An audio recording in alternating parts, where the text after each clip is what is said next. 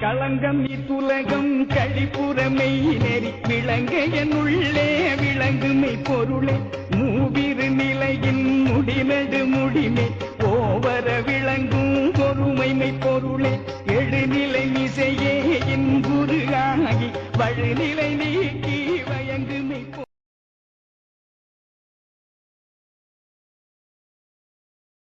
எல்லாருக்குமே நான் இடுகிற அன்பு கட்டளை. ஒரு மாணவனை கூப்பிட்டு உள்மருந்துகள் எல்லாத்தையும் சொல்லுடா அப்படின்னா கட கட கட கட கடன்னு எடுத்து அடிக்கணும். புரியுதா? அப்படி பண்ணிட்டீங்கன்னா உண்மையிலேயே என்னுடைய பரிபூர்ண ஆசீர்வாதங்கள் உண்டு. நான் இதை விளையாட்டுக்கு சொல்லலைங்க. தமிழ் மருத்துவத்தை தேடி வர்றீங்க, படிக்கிறீங்க, அதை புரிஞ்சுக்கணுன்னு ஆசைப்படுறீங்க, அதை செய்யணும்னு நினைக்கிறீங்க. அதுக்கு இதுதான் அடிப்படை. சித்த மருத்துவத்தினுடைய ஃபார்மகாலஜி பிரிவுகள் இதுதான். புரியுதா? 64 பிரிவுகளாக இருக்கிறது. சரியா? அப்போ இது முதல்ல மண்டையில் இருக்கணும். இதை உங்கள் மண்டையில் நான் ஏற்றி விட்டுட்டேன்னு வச்சுக்கோங்களேன், உங்கள் வாழ்நாளில் நீங்கள் என்னை மறக்கவே மாட்டீங்க. எப்போவுமே ஐயா ஆசான்கிற மரியாதை எப்போவுமே குறையாது. இது அவ்வளோ முக்கியமான பாடம். சரியா?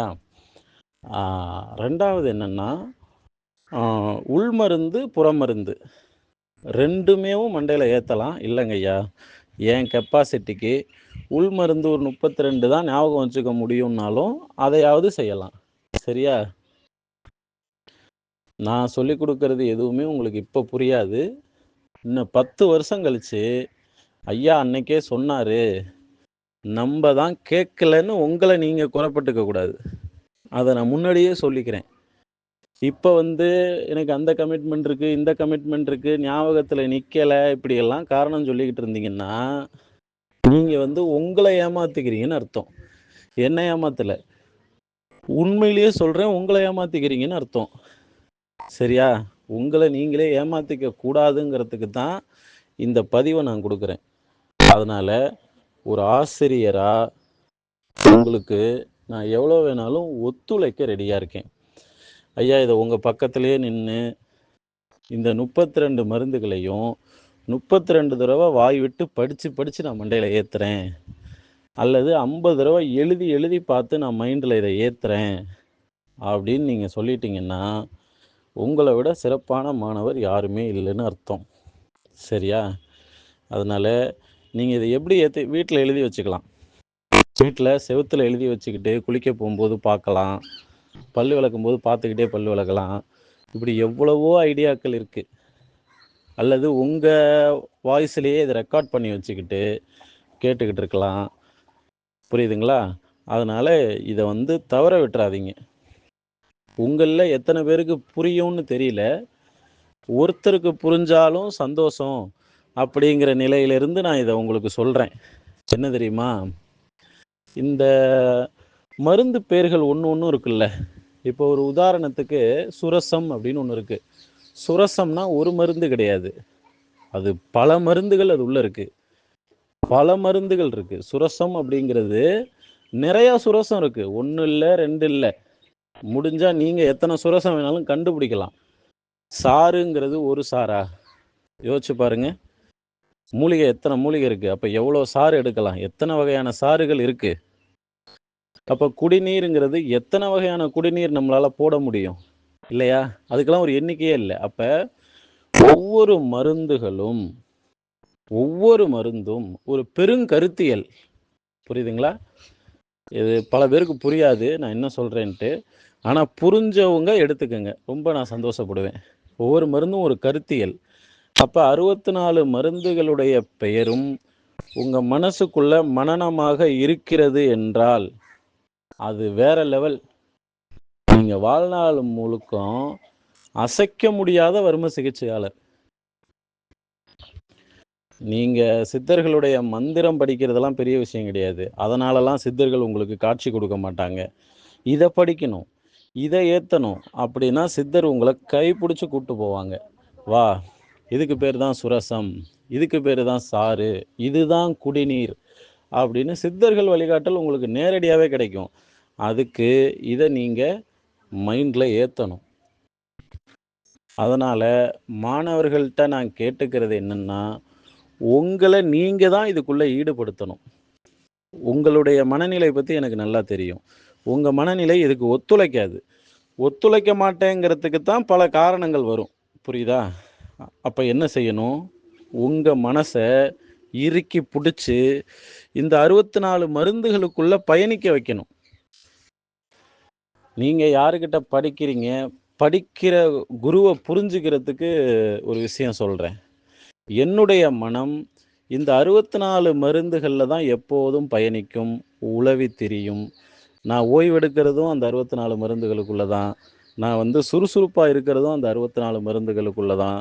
நான் சுவாசிக்கிறதும் அந்த 64 மருந்தை தான். நான் ஈசனை பார்க்கிறதே அந்த 64 மருந்துகளுக்குள்ள தான். மருந்தீசனாக அவன் அதில் இருக்கிறான் அப்படிங்கிறது என்னுடைய புரிதல்.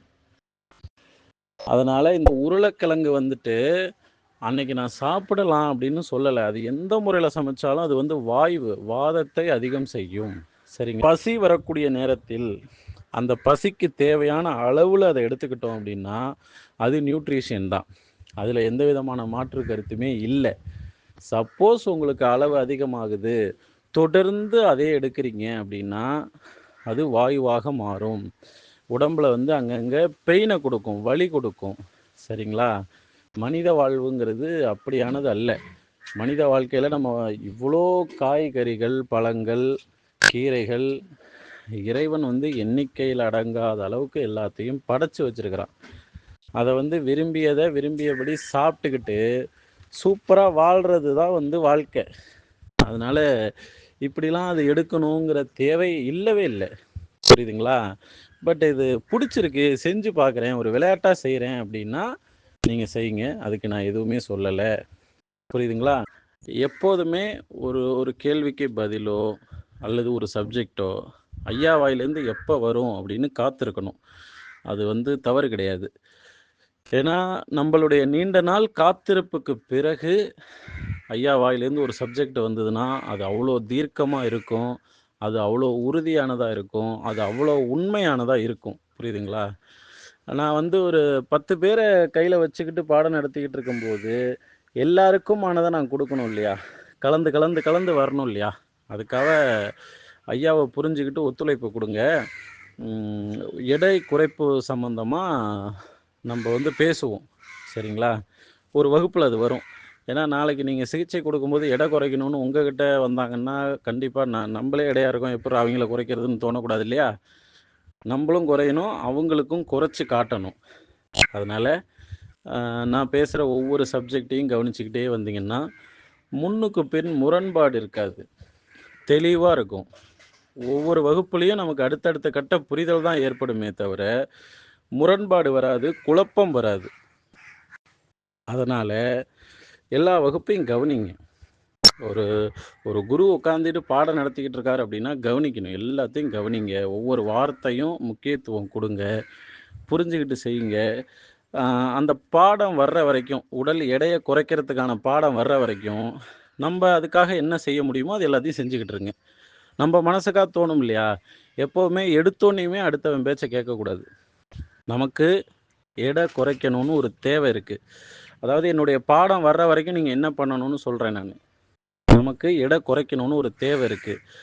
அப்போ எடை குறைக்கிறதுக்கு நான் என்ன செய்யணும்னு என்னகிட்டயே கேட்கணும். புரியுதுங்களா? உங்ககிட்டயே நீங்கள் கேட்கணும், என்ன செய்யலாம் அப்படின்னு கேட்கணும். அப்படி கேட்கும்போது உள்ளேருந்து பதில் வரும். எடை குறைக்கிறதுக்கு முன்னாடி ஏன் கூடுச்சுன்னு ஒரு கேள்வி இருக்குல்ல, எடை ஏன் கூடியது? பல காரணங்கள் இருக்குது. நமக்கு ஏன் கூடியது? நான் எல்லாருக்கும் சொல்கிறது தான் தெளிவான உண்மை. என்ன தெரியுமா? ஒரு மனிதனுக்கு எடை கூடுதுன்னா அது எதனால் கூடுதுன்னு அந்த மனிதனுக்கு தெரியும். புரியுதுங்களா? அவங்களுக்கு தெரியாமல் எடை கூட வாய்ப்பே இல்லை. ஏன்னா நம்ம உடம்பை நம்ம தான் பயன்படுத்துகிறோம். நம்ம ஒல்லி குச்சியாக இருந்த காலங்கள் நமக்கு தெரியும். அப்போ எப்படி எடை கூடுச்சு, எந்த செயலால் எடை கூடுச்சு அப்படிங்கிறத கவனிச்சாதான் நம்ம அதை பிரேக் பண்ண முடியும். அப்போ உண்மையான காரணம் நமக்கு தெரியணும் இல்லையா? ஒருவேளை நமக்கு ஏன் எடை கூடுச்சுன்னு தெரியல, மறந்துட்டோம்னா அதுக்காக வெயிட் பண்ணணும். அதை சிந்தனையிலே போட்டு ஓட்டிக்கிட்டு இருக்கணும். எங்கே எடை கூடுச்சு நம்ம கடந்த காலத்தை ஆய்வு பண்ணணும்னா நமக்கு டக்குன்னு ஒரு 5 காரணங்கள் வந்து விழுந்துரும்.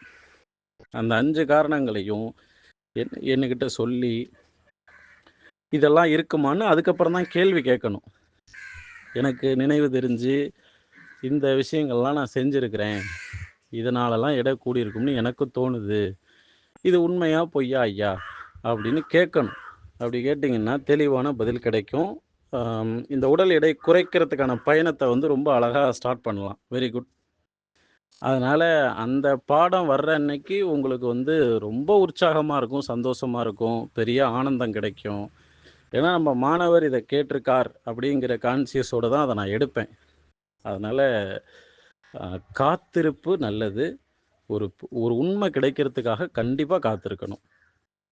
அதனால் இந்த பதிவை கேட்டுட்டு தயவுசெய்து யாரும் உங்களுக்குள்ளே பேசிக்காதீங்க, கூட்டு சேர்ந்து படிக்காதீங்க. இதெல்லாம் வந்து மனனம் பண்ணுறதுக்கான வழிமுறை கிடையாது. கூட்டு சேர்ந்து படிச்சிங்கன்னாலாம் உருப்பிட முடியாது. கூட்டு சேராதீங்க, தனியாக படித்தா தான் உருப்பிட முடியும். யாரும் யாரு கூடயும் பேசாமல் இந்த ஆடியோவை கேட்டுட்டு நீங்கள் தனியாக உட்காந்து படித்து மண்டையில் ஏற்றுங்க.